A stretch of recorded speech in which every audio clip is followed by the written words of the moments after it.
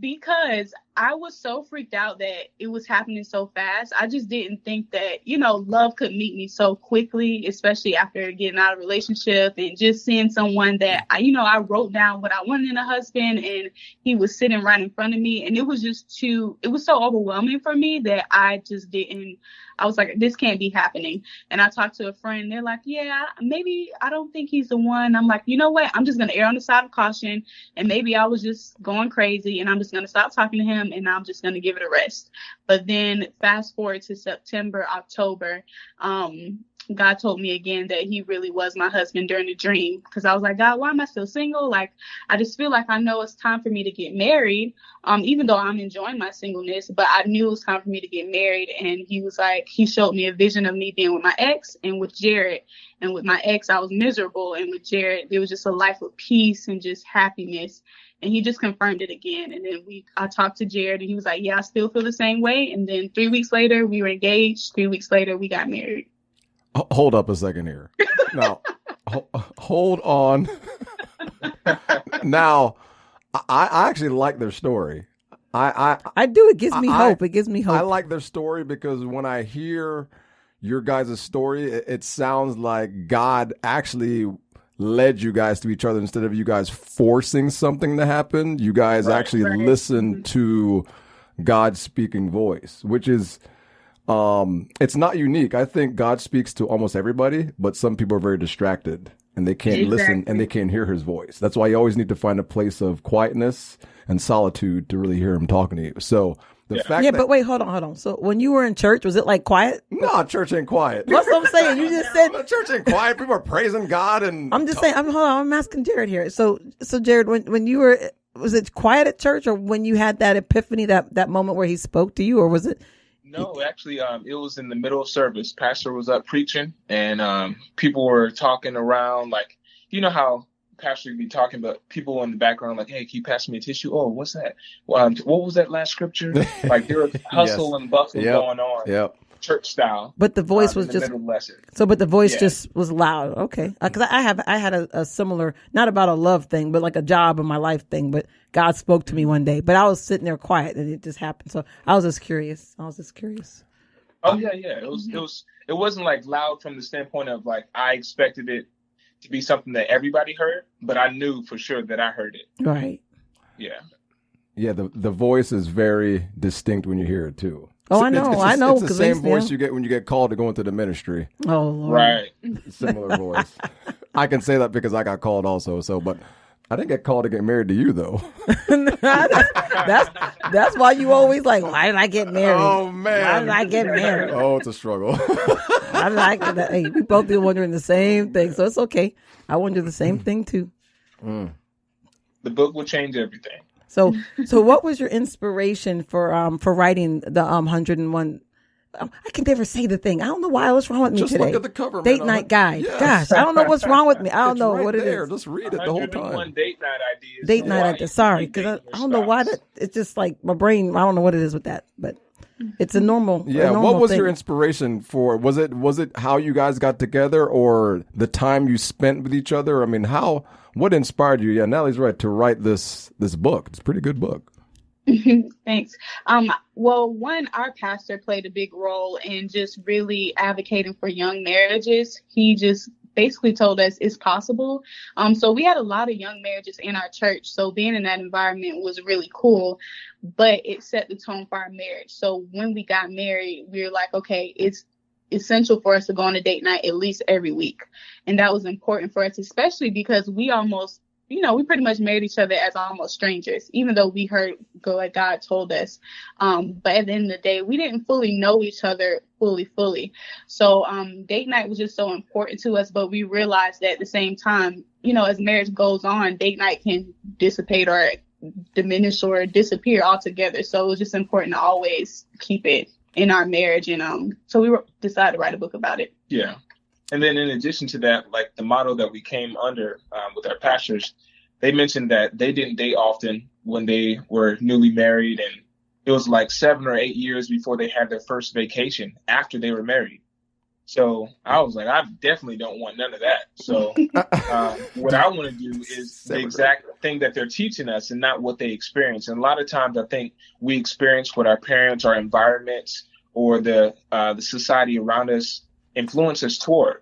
And I didn't want to be stuck in a spot where I knew the result because I saw it around me. I wanted to be the opposite of what I saw in most cases, which means I would have to do what we did, which is date more often. And it sounds easy. It's like, okay, just go on a date. All right, yeah, we went to the movies, but you don't talk at the movies. Or we went to the mall. Well, you're not really talking as much at the mall, so you got to be intentional. And there's a lot of things that we do during date nights that make a special difference. So what are a couple of those things that you guys do that make it the difference with your date nights? I would say first, one of the biggest things, of course, the book is the date night ideas. So that gives you the ideas on what to do. But when it comes to actually having a date night, however often you decide to have them, you have your date, you have some fun, you sit down, let's say, for example, we're going to dinner. So we're having dinner, everything is going great. In the middle of that dinner time, you're in public. So in public, you know how you're not just going to, well, hopefully you're not just going to trip out on somebody in public. You keep yourself, calm, cool, and collected. So you put yourself in an environment where you're being policed. And that's probably not the best term to use these days. But it is what it is. So you put yourself in an environment where you're censored yourself. Let me just put it that way. And in this environment, what we do is we have heart-to-hearts. So heart-to-hearts are an opportunity for Kiara to have 20 minutes of the issues that she's had with me for the week or the time since our last date night. And I can't say anything. I can't do any silly faces, no nothing. And then on the flip side of that, I get my 20 things. And 20 minutes, my apologies, 20 minutes. And then at the end of that, the last 20 minutes is basically a list of solutions. Now, we can't just spit fire and just go at each other during this time period. We actually have to write it down, whether it's on paper or digitally, and send it over to each other. And then I send her my list. She sends me hers. I read everything she has. And then as she's going through her list, if she mentions anything that's not on the list, I can stop her and say, hey, that's not on here. We can only talk about what you said was important and what you wrote down. So it's a critical moment where you can literally take off the gloves and throw bows. And it's expected versus blowing up every 5 minutes or every 5 days during the week. And it's like, well, I hate being here because you're always arguing. But when you have that, you set that aside, and that's the special piece. Oh, that's kind of deep. Because I'm like, I'm here listening to you, and I'm like, man, for like a young couple, they're well seasoned. Like, you sound like a 65-year-old couple. Like, that's been through life. Because your experiences, right? Yeah. Because what happens is that same experience you talk about usually is in older couples that have been married like 40, 50, 60 years. Some. Yeah. But you guys are kind of figuring it out very early. It's very maybe it's because they got that blessing, man. They got that touch. Their marriage got that touch. Just follow the pattern. I'm very amazed at this because this is an anomaly for me because I know that's true. I mean, there's nothing wrong with it. I mean, I think it's the best thing ever, but you don't usually hear couples communicating especially like young couples who know how to, because we've been married for 17 next month will be 17 years. Yeah. And Congratulations. Thank you. And it took us well over 13 to learn to communicate. Yeah, it was my fault. It took a major impasse. I mean, we almost split up for us to learn how to communicate. It was like and to hear you guys as young as you are, to be able to express that and to live that type of communication lifestyle in your marriage, is an amazing thing because you don't hear that at all. No. I mean, I don't know anyone that young who has really good communication in their marriage. Not like that. I mean, not the mature communication. Yeah, you guys are really on to something. I mean, I really have never interviewed anybody or talked to anybody like this before. I almost don't know what to say because usually everybody we talk to, young or old, there's some type of issue going on. But a lot of times we hear it's usually communication is really the number one issue that goes on in. Now we definitely have issues. Everybody got issues, right? But we mean how we go about those issues is the difference. Yeah, right, and that does make the difference with how couples relate to each other and get along, and the happiness factor is how you communicate when you do have issues. So that's wow. I mean, to have Ian sitting here have nothing to say or not sure what to say. Well, I mean, I have a lot to say, but I'm listening to them talking. I'm like, well, they pretty much answered all my questions that I had about but I highlighted one quote in here, and I think I would like you guys to elaborate on this a little bit, but I thought this was really important when I was going through the book, and it said, think about what relationships are made of. The key components of any healthy relationship are communication, trust, respect, love, and shared experiences. Could you speak some more on that? Because I highlighted it because I agree with it, and that really caught my eye when I was going through the book. Could you guys speak some more about that? Yeah, so I mean, not many people really dissect relationships in that manner, but honestly, when you think about your family or friendships, you have these friendships because you spent time with them and you shared experiences with them, and you have this, these stories and jokes and these just experiences that you have, and you never realize that, wow, this is what made up our relationship. The fact that we spent this time together and we have this memory, X, Y, and Z. And so for us, we realized that a lot of couples don't always prioritize date nights because they don't realize that those shared experiences make the relationship more enriched, and that the more experiences you have, it just makes your relationship deeper. And so we just wanted to encourage people to, hey, share more experiences. This is what relationship and life is about.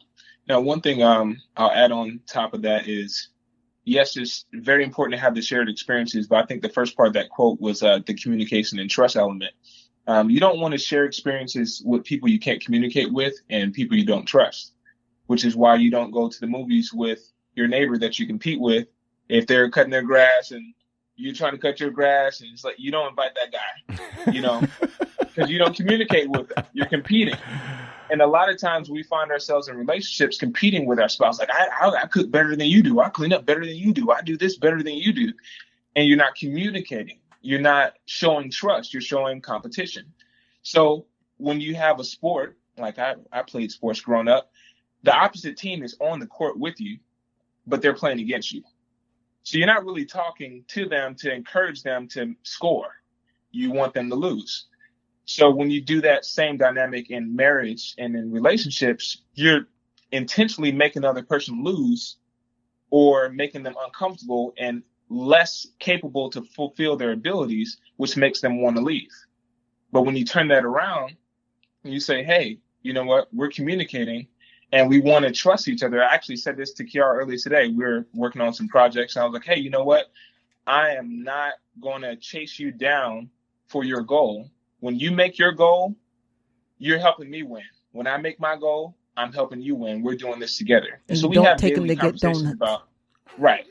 We have different things where we literally work side by side, and that takes communication, that takes trust. And at the end of the day, that's what makes you want to have shared experiences, is when you can talk and when you can trust that they're going to listen, which is the most important part, which goes back to date nights. And that special time where you have the heart to heart, because you get a chance to communicate and you get a chance to trust that person. And then right after the date night, you're sharing experiences. Like, you literally have that tough heart to heart conversation. And then you go on a date night, you go to the movies, you go out for ice cream, or you go get donuts, whatever the case may be. And now that fight is blocked with a nice shared experience. So you get all three in one night.